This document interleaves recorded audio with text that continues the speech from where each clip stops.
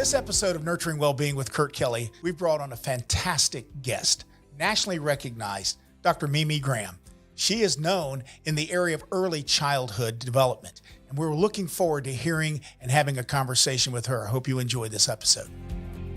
Dr. Mimi Graham, an incredible advocate here for the state of Florida, for children, probably recognized all over the United States. We're going to talk a little bit about the work that you do, but I just want to tell our audience, 12 years ago when I first came in here, I had an opportunity to meet with you, to hear about the great work that you do, and you introduced the term to me called baby court. And I know that that is actually has another official name and so forth, but you have such a passion. You allow to marry your academic prowess with your passion. That's when it's always great. And then then your advocacy, your engagement has been just exceptional for what we do here in Florida. I'm honored to call you friend, but I want our folks to understand the great work that you're doing. And frankly, my beloved Florida State has done a great job with some of the work that I think was started by Lawton Childs. Quite frankly, Lawton Childs was the progenitor of our community-based care model. And then Jeb Bush came in and really took it into the next level. And so those are great things that we've learned from the past. Let's talk about that. Tell me a little bit about how we got started and then where we're going. Thank you for having me here. And so Lawton Childs was head of the National Infant Mortality Commission, and he looked at the data for Florida and specifically Gadsden County, where he used to hunt. And he's like, oh my goodness, we got to do better than this. So when he came back to Florida, he resigned from the Senate, came back to Florida, and he started the FSU Center for Prevention and Early Intervention Policy.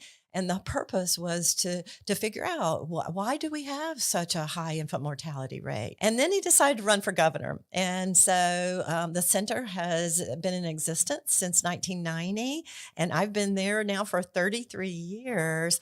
And our mission is just totally devoted to those pivotal first 1,000 days of life from conception to age 3. And we've learned so much over these past decades that 80% of the brains develop by age 3. So when we're talking about pre-K and kindergarten, the brain's already mostly developed. So it's those pivotal years that hold the most vulnerability and the most opportunity. As you know, the biggest group coming into child welfare are kids under age 5. And specifically around the first birthday is the highest group coming into child welfare. And so that's why we have adapted the national Safe Baby Court teams for Florida. And we call it early childhood court, but affectionately we call it baby court because we're really talking about the babies and their parents. And what we've learned is many of the parents grew up in child welfare. They don't know how to be parents, and many of them have trauma. And when we can deal with their trauma and the baby's trauma, then we can change the trajectory so that we don't have this multi-generational cycle. So I'm so hopeful and proud of the work we're doing with our baby courts. We started 10 years ago with 2 sites, Pensacola and Dade City, and the judges were just flabbergasted of the families and how they turned around with the baby court. Now we have 32 sites across the state, but we're still only serving less than 5% of eligible kids. So let me tell you what is baby court. What is it? So there's 3 real components. First, you have a trauma-educated judge. And what that means is they're educated in the science. So the science guides their decisions. So they're not, when a kid has more than one placement, they're like, this isn't good for young children. So we don't have kids with a dozen different placements in baby court because they've been educated that those relationships are really important. They believe in visitation because we know that's how you create attachment is parents spending time with them. So their decisions are guided by the science and by the trauma work as well. I think you mentioned the fact that you have judges that are educated in this. So that takes a level. I mean, I've talked to judges and magistrates. And so the decisions they have to make are well, they're extraordinary because you're dealing with this relationship, this bonding, this problems that all come out of that, and to have them. And I know that your institute spends the time trying to bring them up. But you keep using the word the science. Well, of course, there is a understanding of that. So it's not just always boom, the law, or detached from the emotion aspect of what's going on. I think that's a powerful tool that you and your folks use. And we're creating a new trauma training for judges online now. Very It'll good. be available at the end of the summer. And then the second part is having a coordinator and a team. And so they have monthly team meetings. They bring the families in. They ask the family, what is it that you need we're going to do everything we can to help you reunify with your baby. What do you need? So we had a mom who was depressed and she lost her Medicaid when the kids were removed. And so she didn't have their meds. We can't expect her to get better without her meds. So the bus passes, the meds, sometimes it's housing, whatever it is that they need, we're all in to fast track those services. And then therapy is the third component. So problem solving courts are therapeutic. And so the goal is to treat not just the situation that brings them into court that day, but what's the underlying root cause. So let me tell you about one of our success stories. And that is we had a mom, she'd lost 7 kids because of her drug addiction. So she came into the Fort Lauderdale baby court. We didn't think she had much of a chance. She starts doing, it's called child parent psychotherapy. So you work with a parent on their issues, you work with the baby, and you improve the relationship. You repair whatever's gone on. So it turns out the mom was raped when she was 7 years old. She'd never gotten any kind of therapy. She started self-medicating with drugs, at that time. And her whole life had been self-medicating. So when we finally dealt with her trauma, she got clean, she got sober, she got back the 7th baby. So what if we had treated her when she was 7 years old? What if we had treated her after the first baby was removed? We all became such believers that, my goodness, we've been missing the mark. We've got to deal with this underlying trauma. And then you stop the cycle. And so we are data driven, and our data, we had Florida Tax Watch, who Dominic and his crew do an evaluation of the early childhood courts. And, the data is compelling. Not only does it get parents faster out of the system, but the reunification rates are higher than in regular dependency, and you break the cycle. So the recidivism rate is less too. So Tax Watch suggested that this really is the gold standard, and that we really need a dedicated funding source so that all children under 3 can benefit from the services and the better outcomes. To my friends in the legislature, and I get it, I've been in those halls when we're trying to make decisions on funding, but this is truly the strategy of an ounce of prevention versus a pound of cure over Absolutely. which may never be a cure. And so your heartwarming story of this transformation of a young lady who had this trauma and now is back to being what? She's back to being a parent again. She's back to being a good citizen again. I mean, the cost to society is less. This is why I think the Tax Watch was a brilliant move on your part, is they're coming back and saying, this is a smart move for taxpayers. The investment in getting upstream, and we all know this, getting upstream to this now. And then there's that part of me that says, yeah, that's all great and that's important, but we've also transformed lives. Absolutely. And there's a lot of criticism about, child welfare. There's even discussions about abolishing child welfare. All over the nation, right? And we believe it's reconceptualizing and reallocating the funds. And about half the families coming in, or more than that, come in for neglect. I think we need to differentiate neglect and abuse because there's different resources and solutions to those. But if we can start early and change the trajectory before before the brain is hardwired into neglect or abuse or whatever it's going on, we have a chance of this kid living a normal, productive life. And we do have return on investment. We have data. And with it, if we were to serve all 5,000 kids that are under 3, it could pay for itself within 5 years. So I do want to talk to your friends in the legislature and say, okay, so we've got 10 years of data now that show this is one of the best things going on in child welfare. The things that we are failing as a group, like keeping kids more than 12 months. I mean, this expedites permanency one way or another. Ideally, reunification, but adoption as necessary. And it reduces the recidivism and it increases well-being, because if you're dealing with the mental health of the parent and the child, the family's going to be strengthened and be more resilient. I love the fact that yours is really a strong prevention model. Yes, it's an intervention to the specific case, but it's a prevention model so that we can keep those children unified in their family. Isn't that the best place for them anyhow, right? Usually, always. Usually. I mean, and that's where then the child welfare arena would have a conversation about, is this one of those unusual cases? And then that's where judges come in. And that's where we have our folks that are caseworkers that are involved in that, and our therapists, all of those things. The work that you're doing. So you started in 2 areas of the state. Where are you now? We're in 32 sites all over the state now, and we'd love to, be everywhere. For those on the podcast, you can click on and see some information that we provide for you there. Let's say you come into my beloved Ocala, Florida, okay, where I'm home. When you come into that area, you begin to work with the family court judges. You begin to spend some time working on educating and so forth. How long does it usually take them to get up to speed to be able to utilize your academic experience to help them understand? That's a great question. And it really varies. We've had some communities where they've planned for 2 years and were very intentional. And then we had Judge Walker in McCullough County. She came to one of the presentations. She says, I'm going to go back and do this tomorrow.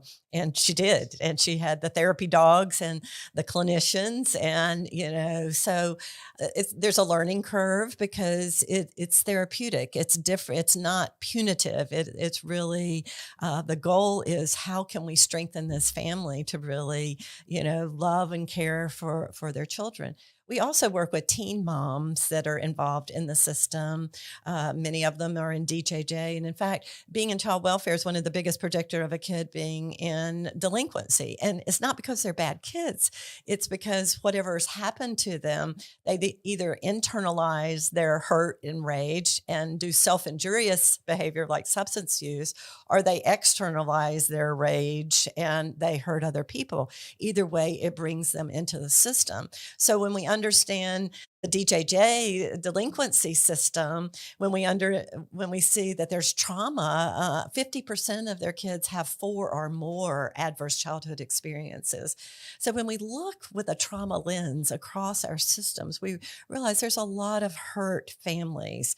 And must they be accountable for their actions? Absolutely. But must we also understand what brings them to this point and offer a therapeutic approach? So we're working with the state's attorney about offering therapy, trauma therapy, to some of our teenage delinquents who have 4 or more adverse childhood experiences in lieu of community service or picking up trash. That's not their issue. Their issue is that, they've been trafficked by their parents, or there's stuff that's gone on that brings them to that point. The therapy and the healing aspect becomes, it should be front and center versus the punitive when we're dealing with kids. Now, I get it. There's accountability issues. By the way, that's going to be a big conversation that we've got to start having. I hate using the word crossover, duly served, whatever terminologies, but there is a sort of a ping pong ball that's bouncing back and forth. What do you do with these kids? Are there can be, especially in the teenage, they can be violent, but now they come back and become community kids. Well, they haven't dealt with their violence and the behavior that goes with that. Now they come into our system of care, and our folks aren't set up to handle this. We really haven't been. And so we haven't done that child any good. And that's a systemic issue internally, lot to do with statutory stuff. We've got to address that. Because all behavior has meaning. That's right. And so if we pay attention to that, sometimes the fear and hurt is easier. Everybody wants to be strong. So they express that as opposed to the fear and the abuse that they've had. So yes, we have a long way to go. See, now you see why you and I agree on so much on We this. do. I will tell you that I'm excited about the work that you do. I am thankful that we have advocates like you, and we're trying to, there's like points of interaction all up and down this system of care.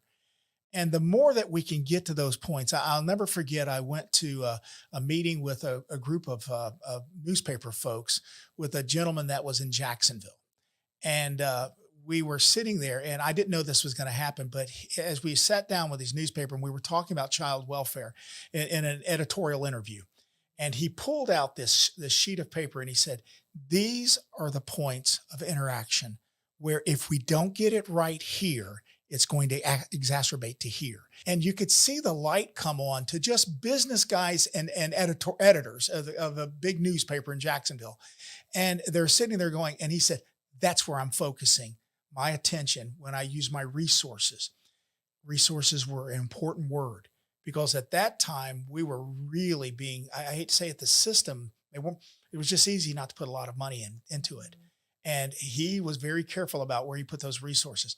What I just heard you say is the same thing. Let's get the resources. Legislature, hear us when we talk about this, that if we do this right, we set this up so that I don't have to have it at the next level or kids languishing in care over a longer period of time. Florida does a better job than most states. In fact, we're one of the best in getting kids out of care. It's still too long. Yes. And a lot of people think that, oh, babies don't remember. It won't matter. Well, you remember the Bradley McGee case? Sure.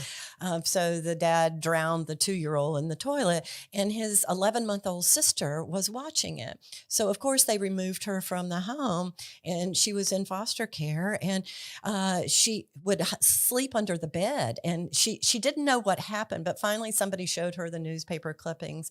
Well, it turns out she had 3 failed marriages. She lost her kids. And she called me on the 25th anniversary of the death. And she said, do you think that what I saw when I was 11 months old has shaped my, mental health? It's like, absolutely. So even before you have the words to acknowledge the trauma, we know that, the body remembers, and that's when the brain is most receptive to being hardwired. So undoing that and repairing the damage, I mean, it's a lot easier to do it earlier, but it's also never too late. Tanya Kane has been in our state a lot, arrested 88 times or whatever. When she finally got the trauma treatment, it turned her life around. And so we believe people can change and that the healing is part of the trauma work. And I'd love to see our resources reallocated into prevention and treatment and better outcomes. It is why the Florida Coalition for Children, I have an incredible person that works in our organization, Dr. Patricia Nellius. You probably know Dr. Yes. Nellius. She worked in the community-based care model for a while, and now she works with us here at the coalition. And I allow her to go out and look at these areas where the coalition, we need to be the coalescer of this as well. We need to be working with you as we put stuff together. And I love the Florida Institute of Child Welfare. I think, Florida State we're right here. We can work with them as we bring all of these folks together, not in silos. You're not a silo. You're an element of that data point that can transform lives that we've talked about. And the coalition this is what I see my charge is to try to coalesce, bring all these folks together, be a coalition. People say, well, you're out there, you advocate just for lead agencies. Hardly. I do advocate for them.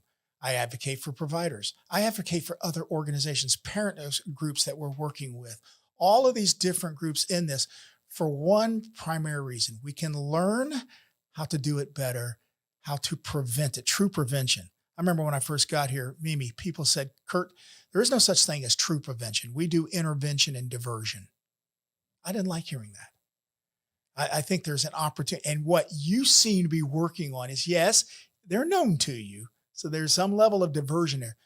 But as we're learning this, we can begin to look at points of where it could happen and get that prevention before removals. Absolutely. And the CAPTA teams have done that. I was in Sarasota and they were talking about how many of the pieces, the components of baby court can be done before the child is removed. So the child parent psychotherapy, there's no reason they can't go into the home and work with the parents and the baby at that point in time. So you don't have to wait till the baby's removed, because we know separation is traumatic for babies and for those that care for them. No matter, even if it's the right thing to do, it's still a huge trauma for babies to be separated from the people that they love. And so how can we do that better? How can we step in and intervene before? And I love that there's really, an effort in our state to say, how can we, the Safe Families for Children, I've recently been asked to be on their board with Kathy Campbell, of how can we really leverage what the faith-based community has to help if a parent needs housing or they need a car seat or whatever it is that they need, so they aren't removed. Because often, so we got a mom living in a car with her kid, so she's removed, and then they give the $500 a month to the foster parent instead of helping the mom who's struggling. So how can we reallocate those dollars to help keep families together safely? I would say that's an area that I like to see us do better in. But we have seen this. I'm thankful. I remember when Chad Popple became the secretary, it was one of the first things I came to him and said, he said, if you could do one thing, Kurt, what was it? I gave him two, but one of them I said is get the faith community deeply involved. They have the right motives for wanting to engage children at all kind of levels. Now, there needs to be some education for that. There needs to be some training, and the further you get involved. But all of this, as what you're saying, is there are solutions. You said earlier that people are talking about doing away with child welfare all over the nation. If you're talking about doing away with a system, I kind of agree with it. I don't like the system, although I think Florida's on the right path. We haven't arrived yet, but I think we're on the right path of getting communities deeper engaged in this and getting to those data points. We need to continue to work on that and get even better here. I wish the rest of the United States, I have people call me all the time and ask me about what goes on in Florida here. And I'm like, we got some strengths. We got some weaknesses that we need to work on. And one of the things I think we really have to do, you and I just need to commit to working on this together, is to get the political class to really understand this and to engage this, beginning with you, but at these data points that we're talking about. Absolutely. So we know that Florida is getting a couple $1 billion for the opioid settlement. And when we've looked at our data, like 92% of our kids come in because of substance abuse of somebody in the family, but 25% have opioid actually on their file of why they were removed. And so this would just be such an awesome way to spend some of those dollars, because within 5 years it can be sustaining. So, but also I wanted to say that the CBCs have been supportive of the early childhood courts, some extraordinarily. Jacksonville has just been extraordinary. Sarasota, Miami, and Citrus. Their judge wants to serve all 400 kids that are under Wow. 3. That's And Mike Watkins was one of the first that supported our therapists. We're also working closely with Sunshine Health to have a blended rate for our therapists. They're awesome, by the so way. that, that our therapists, to do the child parent psychotherapy work, you can imagine you have to be licensed, and it's an 18-month training. So we're talking about, high level expertise of working with families on their own ghost in the nursery and whatever's happened. So, so having the funding so we can maintain our therapists is really important. And that's one of the other things we do at FSU is to train the workforce, because you have to have the clinical expertise is such a pivotal part of this baby court making it work. For those of you who are listening to this on the podcast, I'm thankful for that. I hope that you can go back and replay it. We have some resources that if you want to go to our website and see some of this from the podcast, you will be able to see some of the stuff that Dr. Graham has provided for you. But I have to tell you, you got to go watch the video, because I'm sitting here and I'm watching her as she's telling these stories, and you've got to see the commitment and passion in your eyes. I'm just as intrigued by, you've been doing this 34 years, did you say? 34? You haven't lost any of the passion. No, I mean, in fact, people say, when you want to retire, it's like, you want to go play golf, or, it's like when you can, help the babies. I mean, it's no contest. But I would love people to see the video. FSU has a world-renowned film school. And so we were able to get one of the film directors to do a documentary of early childhood court and interview their 4 families that he was able to tell their story of hope and healing. Well, we'll make that available on both the podcast and our video here, that you can just click right on and they'll be able to see it. And if there's any other resources, we can help you. Look, you and I are going to work together in this coming year. We're going to have some conversations. In fact, I want to do that even with my board and so forth, to talk about what can we do to, again, we need to look at this more holistically. And you're an expert in your area. Let's draw from that. Nothing would honor me more and make my heart happier than to see this implemented statewide. Well, Dr. Graham, you're awesome. I appreciate you. I already knew this, but I'm glad our folks got to hear you and to understand that what we're doing, this is transformative to lives. It is. One of the families in the video, she says, nobody wants to grow up to be a drug addict, and she says, this has turned my life around. She says, I don't even know what to do with this life now. She said, our parents didn't parent us, and now I have this responsibility as a parent. And I mean, it'll just make you cry because of the hope of, seeing families just totally turned around. So thank you so much for this opportunity. And it's our pleasure. And I look forward to working with you this coming year and for years to come. Thank you. God bless. Appreciate you coming on.